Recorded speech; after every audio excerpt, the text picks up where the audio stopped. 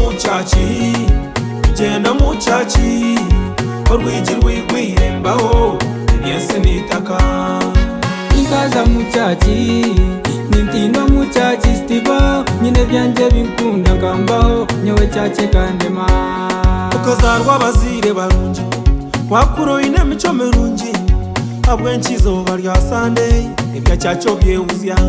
manyano ferwe birungi munywano wo muntu namuyamba ari ebirungi tugenda nayo utarferwe ikuru manyakiryo mwana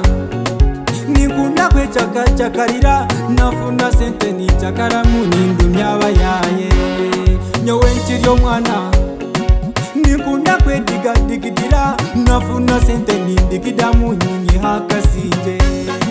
nyowe ndio muchakazire ko tamfata reka kugamba binjo mutota gurumya niza kwechakarira mpaka akube sininungi bawe bintu byo kuchakara binusire ibintu riraga sukari amuhero gwabyo nibisharira oya mukwinana nabo kuboyine sente nibizukumaraho nkarwangangule family yawe yona ndebonabona kasinge kariyo muchachi ikaza muchachi nintino muchachi stivo nyine byanje binkunda ngambaho nyewe cyache kandema tugenda muchachi orwigi rwigwirembaho ibyensi nitaka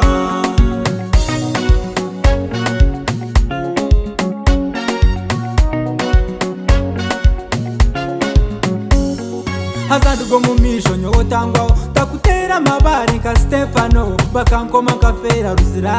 kafergo kuchakara nibagira ngo tine ruhanga ngamtina nyowe na muchachi nintinayo unakumwimanyiza kantwara kafergo kuchakara no muchachi ariyo kuchakara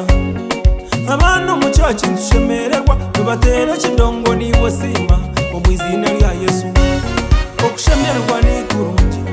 no kuchakara ni kurungi konka ni kuba kurungi wachakarwa Yesu tugenda muchachi